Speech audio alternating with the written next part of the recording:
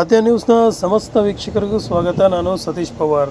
ಸರ್ಕಾರದ ನೋಂದಣಿ ಮತ್ತು ಮುದ್ರಾಂಕ ಇಲಾಖೆ ವತಿಯಿಂದ ಜಾರಿಗೆ ತರಲು ಹೊರಟಿರುವಂತಹ ಪೇಪರ್ಲೆಸ್ ಮತ್ತು ಪತ್ರ ಬರಹಗಾರರ ಸಹಿ ಹಾಕುವ ವಿಚಾರದಲ್ಲಿ ಪತ್ರ ಬರಹಗಾರರ ವೃತ್ತಿಯ ಭದ್ರತೆ ಕುರಿತಂತೆ ಚನ್ನಗಿರಿ ತಾಲೂಕು ದಸ್ತಾವೇಜ ಬರಹಗಾರರು ಸಂಘದ ವತಿಯಿಂದ ಬುಧವಾರ ತಾಲೂಕು ಕಚೇರಿ ಎದುರು ಪ್ರತಿಭಟನೆಯನ್ನು ನಡೆಸಿದರು. ಈ ಸಂದರ್ಭದಲ್ಲಿ ಸಂಘದ ಅಧ್ಯಕ್ಷರಾದಂತಹ ಯು ಬಸವರಾಜ್ ಹಾಗೆಯೇ ಸಂಘದ ಕಾರ್ಯದರ್ಶಿ ಆದಂತಹ KR ಮಂಜುನಾಥ್ ಅವರು ಮಾತನಾಡಿದರು. ಪ್ರತಿಭಟನೆಯಲ್ಲಿ ಸಂಘದ ಉಪಾಧ್ಯಕ್ಷರಾದಂತಹ C Halappa, H Shivakumar, V Srinivas, PR Mallikarjun, ಕಾರ್ಯದರ್ಶಿ CH ಶಿವಲಿಂಗಸ್ವಾಮಿ, ಸಹ ಕಾರ್ಯದರ್ಶಿ HG ಭೈರಪ್ಪ, ಖಜಾಂಚಿ ಜಯಪ್ಪ ಇತರರು ಈ ಸಂದರ್ಭದಲ್ಲಿ ಹಾಜರಿದ್ದರು. ಎಲ್ಲರೂ ಸಹ ಕಚೇರಿಗೆ ಹೋಗದೇ ಒಂದು ಸಾಂಕೇತಿಕ ಮುಷ್ಕರವನ್ನು ತಾಲೂಕು ಕಚೇರಿ ಎದುರು ಮಾಡಿದ್ರು. ವರದಿ ಸತೀಶ್ ಪವಾರ್, ಚನ್ನಗಿರಿಯಿಂದ. ಬೇಡವೇ ಬೇಡ, ಬೇಡವೇ ಬೇಡ, ಬೇಡವೇ ಬೇಡ, ಬೇಕೇ ಬೇಕು, ಬೇಕೇ ಬೇಕು, ಹೋರಾಟ ಹೋರಾಟ, ಎಲ್ಲಿಯ ತನಕ ಹೋರಾಟ, ಎಲ್ಲಿಯ ತನಕ ಹೋರಾಟ. ಈ ದಿನ ನಾವು ನಮ್ಮ ಜಿಲ್ಲಾ ಮತ್ತು ತಾಲೂಕು ಪತ್ರ ಬರಹಗಾರ ಸಂಘದ ಒಕ್ಕೂಟದಿಂದ ಪೇಪರ್ಲೆಸ್ ಬಗ್ಗೆ ನಾವು 2 ದಿನ ಸಾಂಕೇತಿಕವಾಗಿ ಮುಷ್ಕರ ಮಾಡಿದ್ದೇವೆ.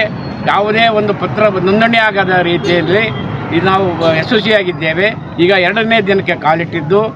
ನಮ್ಮ ಮುಷ್ಕರದ ಉದ್ದೇಶ ಏನೆಂದರೆ, ನಮ್ಮ ಸರ್ಕಾರದ ವತಿಯಿಂದ ಪೇಪರ್ಲೆಸ್ ಅಂತ ಮಾಡಿ ಯಾವುದೇ ಪತ್ರಗಳು ಇಲ್ಲದೆ, ಅದಕ್ಕೆ ಪಾರ್ಟಿ ಸೈನ್ ಇಲ್ಲದೆ, ವಿಕಲಂಗ ಸೈನ್ ಇಲ್ಲದೆ, ನಮಗೆ ಈ ಸನಾತನ ಧರ್ಮದಿಂದ ಬ್ರಿಟಿಷ್ ಕಾಲದಿಂದಲೂ ಮಹಾರಾಜ ಕಾಲದಿಂದಲೂ ನಾವುಗಳು ಜನಗಳಿಗೆ ಸಂಪರ್ಕ ಇಟ್ಟುಕೊಂಡು ಬಂದು ಆಸ್ತಿ ಹೇಗೆ ಬಂತು ಅಂತಂದು ಮಾಹಿತಿಯನ್ನು ನಾವು ಅವರಿಗೆ ತಿಳಿಸಿ ವಿಚಾರ ಮಾಡಿ ಪತ್ರಗಳನ್ನು ನೋಂದಣಿ ಮಾಡುತ್ತಿದ್ದೇವೆ. ಇವತ್ತಿಗೂ ಸಹ ಇಡೀ ಕರ್ನಾಟಕ ಭಾರತ ರಾಜ್ಯದಲ್ಲೇ ಯಾವುದೇ ಒಂದು ನಮ್ಮ ಸಬ್ ರಿಜಿಸ್ಟ್ರಾರ್ ಕಚೇರಿಯಲ್ಲಿ ಒಂದು ತಿದ್ದುಪಡಿ ಆಗಲಿ ಮೋಸ ಆಗಲಿ ಆಗಿರಲಿಲ್ಲ. ಏನಾದರೂ ವ್ಯತ್ಯಾಸ ಆಗಿದ್ದರೆ ಅದು ನಮ್ಮ ಪತ್ರಗಾರರನ್ನು ಬಿಟ್ಟು ಹೊರಗಡೆ ಆಗಿರಬೇಕು ಹೊರತು ನಮ್ಮಲ್ಲಿ ಇಂದು ಯಾವುದೇ ಥರದ ತೊಂದರೆ ಆಗಿಲ್ಲ. ನಾವು ಕೇಳೋದಿಷ್ಟೇ, ನಮಗೆ ನಮ್ಮ ಪತ್ರ ಬರಹಗಾರರಿಗೆ ಭದ್ರತೆಗೆ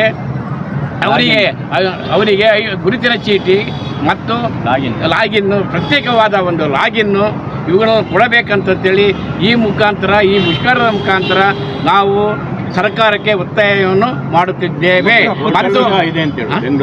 ಮತ್ತು ಇದರ ಬಗ್ಗೆ ಸಚಿವರು ಗಮನ ತರುವುದಕ್ಕೆ ಅವರು ಏನು ಸಿಂಗಾಪುರ ಮಾಡ್ತೀನಿ, ಹೈದರಾಬಾದ್ ಮಾಡ್ತೀನಿ ಅಂತ ಹೊರಟು ಸ್ವಲ್ಪ ಕಣ್ಣು ತೆರೆದು ಈಗ ಸುಮಾರು 3-4 ತಿಂಗಳಿಂದ ಸರ್ವೆ ಇಲಾಖೆಯವರು, ಪತ್ರ ಬರಹಗಾರರು ಮತ್ತು ಇತರೆ ಇಲಾಖೆ ವರ್ಗದ ಸಂಬಳ ಇಲ್ಲದೆ ಯಾವುದೇ ಒಂದು ಅವರು ಸರ್ಕಾರ ಗಮನಕ್ಕೆ ತಗೊಳ್ಳದೆ ಇಷ್ಟೆಲ್ಲ ನಮಗೆ ತೊಂದರೆಯನ್ನು ಕೊಡ್ತಿದ್ದು, ಆ ಸರ್ಕಾರಕ್ಕೆ ನಮ್ಮ ಧಿಕ್ಕಾರವಿದೆ. ನಮ್ಮ ಹೋರಾಟಕ್ಕೆ ಜಯವಾಗಲಿ ಅಂತಂತೇಳಿ ಈ ಮುಖಾಂತರ ನಾನು ಇದರ ಬಗ್ಗೆ ನಾವು ಮುಂದುವರೆದು ಹೈಕೋರ್ಟಲ್ಲಿ ಇದನ್ನು ಪಿಟಿಷನ್ ಹಾಕಿದ್ದೇವೆ. ಅದು ಮುಂದಿನ ದಿನಗಳಲ್ಲಿ ಅದರದ್ದು ವಿರಂಗ ಬರುತ್ತೆ. ಬಂದಾಗ ಅದೇನು ಕೋರ್ಟ್ ಆದೇಶ ಕೊಡುತ್ತೆ ಅದರ ಪ್ರಕಾರ ನಡ್ಕೊಂಡು ಸರ್ಕಾರ ಬರಬೇಕು ಅಂತ ಕೇಳ್ತಿದ್ದೇವೆ. ಈ ಪೇಪರ್ಲೆಸ್ನಲ್ಲಿ ಅವನು ಏನೇ ನೋಂದಣಿ ಮಾಡೋಕ್ಕೆ ಬರುವಂಥ ವ್ಯಕ್ತಿಗೆ ಅವನು ಸೈನ್ ಇರೋದಿಲ್ಲ, ವಿಕಲಾಂಗರ ಸಹಿ ಇರುವುದಿಲ್ಲ, ಮತ್ತು ಸಾಕ್ಷಿಗಳು ಸೈನ್ ಇರುವುದಿಲ್ಲ, ಸಬ್ ರಿಜಿಸ್ಟ್ರಾರ್ ಸೈನ್ ಇರುವುದಿಲ್ಲ. ಅವನಿಗೊಂದು ಆಳೆ ಕೊಡ್ತಾರೆ. ನಾಳೆ ಆ ವಾಸ್ತಿ ಏನಾದ್ರು ಕೋರ್ಟಿಗೆ ಹೋಯ್ತು ಅಂದರೆ ಆ ಕೋರ್ಟಲ್ಲೇ ಅದನ್ನು ಮಾನ್ಯತೆ ಮಾಡುವುದಿಲ್ಲ. ಅದಕ್ಕೋಸ್ಕರ ಇದನ್ನು ರೈತರ ಗಮನಕ್ಕೆ ತಂದು ಎಲ್ಲರಿಗೂ ವಿಚಾರವನ್ನು ತಿಳಿಸಿ ಇದನ್ನು ನಮಗೆ ಒಂದು ಪ್ರತ್ಯೇಕ ಲಾಗಿನ್ ಕೊಟ್ಟು ರೈತರಿಗೂ ನಮಗೆ ಸಂಬಂಧ ಇರುವುದನ್ನು ಹಂಗೆ ಮುಂದುವರಿಸಿಕೊಂಡು ಹೋಗೋಕ್ಕೆ ನಾನು ಇದರ ಮುಖಾಂತರ ಮನವಿಯನ್ನು ಮಾಡಿಕೊಟ್ಟಿದ್ದೇನೆ. ಪತ್ರ ಬರಹಗಾರರ ಸಂಘಕ್ಕೆ ಜಯವಾಗಲಿ, ಚನ್ನಗಿರಿ ಪತ್ರ ಬರಹಗಾರರ ಸಂಘಕ್ಕೆ ಜಯವಾಗಲಿ. ಸರ್, ಈ ಚನ್ನಗಿರಿ ಒಳಗಡೆ ನೋಂದಾಯಿತ ಪತ್ರ ಬರಹಗಾರ ಎಷ್ಟು ಜನ ಇದ್ದೀರಾ? ಒಟ್ಟು 30 ಜನ ಇದ್ದೇವೆ. 30 ಜನನು ನಮಗೆ ಪ್ರತ್ಯೇಕ ಲಾಗಿನ್ ಕೇಳ್ತಾ ಇದ್ದೇವೆ.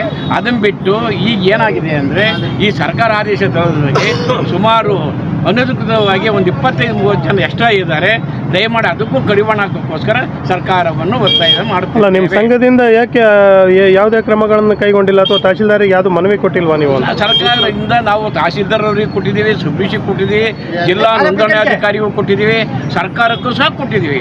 ಆದರೆ ನಮಗೆ ಇದುವರೆಗೂ ಯಾವುದೇ ಒಂದು ಭದ್ರತೆಯನ್ನು ನೀಡಿಲ್ಲ. ಅನಧಿಕೃತ ಮಾಡೋರು ಅನಧಿಕೃತ ಮಾಡ್ತಾನೇ ಇದ್ದಾರೆ. ನಮಗೆ ಇದಾಗಿ ನಮ್ಮಂಥ ಲೈಸೆನ್ಸ್ ಇರೋರಿಗೆ ಭಾರಿ ತೊಂದರೆ ಆಗಿದೆ. ಲೈಸೆನ್ಸ್ ಇರೋರಿಗೆ ಅನಧಿಕೃತ ಇರೋರಿಗೆ ಸಪೋರ್ಟ್ ಮಾಡ್ತೀರಾ ಅಂತ ಅಲ್ಲ ಮಾಹಿತಿ. ಅದು ಕೆಲವೊಂದು ವ್ಯಕ್ತಿಗಳು ಮಾಡಿರ್ಬೋದು, ಅಂಥವ್ರನ್ನೆಲ್ಲ ನಾವು ಕಂಟ್ರೋಲ್ ಬಿಗಿ ಮಾಡಿದೀವಿ ಅಣ್ಣ. ಆಮೇಲೆ ಈಗ ನೋಂದಣಿಯಾದಂಥ ಪತ್ರಗಳನ್ನು ಮೂಲ ದಾಖಲೆನ ಪಾರ್ಟಿ ಕೊಡೋಂಗಿಲ್ಲ. ರಿಜಿಸ್ಟ್ರ್ ಮಾಡಿಸಿದಂಥ ಪಾರ್ಟಿಗಳಿಗೆ ದಾಖಲೆನೇ ಕೊಡೋ ವ್ಯವಸ್ಥೆಯನ್ನು ತೆಗಿತಾ ಇದ್ದಾರೆ. ಈಗ ಅದರ ವಿರುದ್ಧ ನಾವು ಹೋರಾಡ್ತಾ ಇದ್ದೀವಿ. ನಾಳೆ ಕೋರ್ಟಿಗೆ ಹೋಯ್ತು ಅಂತಂದರೆ ನಾಳೆ ಪಾರ್ಟಿ ಕೇಳ್ತಾರೆ, ನಿಮ್ಮ ಸೈನ್ ಎಲ್ಲಿದೆಯಪ್ಪ ಅಂತ ಕೇಳ್ತಾರೆ. ಆಮೇಲೆ ಸಾಕ್ಷಿದಾರ ಕೇಳ್ತಾರೆ, ಯಾವ ಸಾಕ್ಷಿ ಪತ್ರಕ್ಕೆ ಸಿಗ್ನೇಚರ್ ಇಲ್ಲ, ಸಾಕ್ಷಿದಾರ ಸೈನ್ ಇಲ್ಲ, ಸಬ್ ರಿಜಿಸ್ಟರ್ ಸೈನ್ ಇಲ್ಲ, ಪತ್ರಕ್ಕೆ ಪಾರ್ಟಿಗಳಿಗೆ ಪತ್ರ ಕೊಡೋಂಗಿಲ್ಲ. ಏನು ಮಾಡ್ಬೇಕು ಜನ? ನಾಳೆ ಸ್ಟಾಂಪ್ ಪೆಂಡ್ರುಗಳನ್ನೇ ಬಂದು ಕೇಳೋದು, ನೀನು ಮಾಡಿಸಿದ್ದೆಲ್ಲಪ್ಪ, ನಾನು ಪತ್ರ ಎಲ್ಲಿದೆಯಪ್ಪ ಅಂತ ಕೇಳ್ತಾರೆ. ನಾಳೆ ಮುಂದಿನ ದಿನಗಳಲ್ಲಿ ನಾವು ಸಾರ್ವಜನಿಕರಿಗೆ ಏನು ಉತ್ತರ ಕೊಡಬೇಕು ಅಂತ ನಮಗಿದು ದೊಡ್ಡ ಸಮಸ್ಯೆ ಆಗಿದೆ.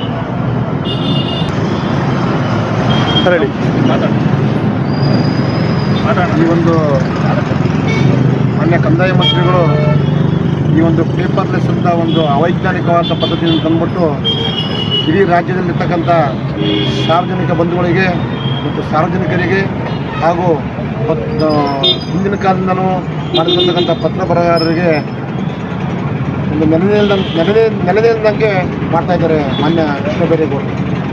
ಈ ಪೇಪರ್ಲೆಸ್ಸನ್ನು ತರೋಕ್ಕೆ ಮೊದಲು ಸಾರ್ವಜನಿಕರ ಮತ್ತು ಸಬ್ ರಿಜಿಸ್ಟರ್ ಆಫೀಸಲ್ಲಿ ಭಾಳ ವರ್ಷಗಳಿಂದ ಕೆಲಸ ಬಂದಿರ್ತಕ್ಕಂಥ ಪತ್ರ ಬರಹಗಾರ ಇರ್ಬೋದು, ಸಾರ್ವಜನಿಕರಿರ್ಬೋದು, ರೈತಾಪಿ ಜನಗಳಿರ್ಬೋದು, ಇವ್ರನ್ನ ಯಾರನ್ನ ಗಮನಕ್ಕೆ ತರದೆ ಅವೈಜ್ಞಾನಿಕವಾಗಿ ತಮ್ಮದೇ ಆದ ಒಂದು ಅಧಿಕಾರವನ್ನು ಉಪಯೋಗಿಸ್ಕೊಂಡು ಹಿರಿಯ ಅಧಿಕಾರಿಗಳನ್ನು ಇಟ್ಕೊಂಡು ಯಾವುದೋ ಒಂದು ಕಂಪನಿಗೆ ಇವರು ಪೇಪರ್ಲೆಸ್ಸನ್ನು ಒಂದು ಕಾವ್ಯ ತಂತ್ರಾಂಶದಲ್ಲಿ ಪೇಪರ್ಲೆಸ್ಸನ್ನು ಅಳವಡಿಸ್ಬಿಟ್ಟು ಇದನ್ನು ಹೊರಟಿದ್ದಾರೆ.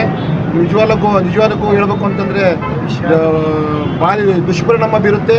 ಮೇಲಾಗಿ ಜನಗಳಿಗೆ ಇದು ಗೊತ್ತಿಲ್ಲ, ಪಾಪ ಜನಗಳಿಗೆ ಪೇಪರ್ಲೆಸ್ ಏನು ಅಂತ ಏನಂದ್ರೆ ಗೊತ್ತಿಲ್ಲ. ಒಂದು ಸಾರಿ ಒಂದು ಡಾಕ್ಯುಮೆಂಟ್ ಆಗಬೇಕು ಅಂತಂದರೆ ಒಬ್ಬರಿಂದ 6 OTP ಹೋಗುತ್ತೆ. 6 ಜನ ಒಂದು ಪತ್ರಕ್ಕೆ ಒಬ್ಬರಿಗೆ 6 OTP ಹೋಗುತ್ತೆ. OTP ಹೋಗೋದ್ರ ಮುಖಾಂತರವಾಗಿ ಮತ್ತು ಜೊತೆಗೆ ಮೊಬೈಲ್ ಫೋನ್ ರಿಜಿಸ್ಟ್ರೇಷನ್ ಟೈಮ್ನಲ್ಲಿ ಸಬ್ ರಿಜಿಸ್ಟರ್ ಆಫೀಸಿಗೆ ಮೊಬೈಲನ್ನು ಸಹ ತರ್ತಕ್ಕಂಥ ವ್ಯವಸ್ಥೆ ಇದು. ಹಳೆ ಪದ್ಧತಿ ಏನಿದೆಯಲ್ಲ ಅದೇ ಹಳೆ ಪದ್ಧತಿ ಮತ್ತೆ ಮುಂದುವರ್ಸ್ಕೊಂಡು ಹೋಗಿ ಆ ಒಂದು ವ್ಯವಸ್ಥೆನೂ ಸಹ ಮಾಡ್ಯಾರ.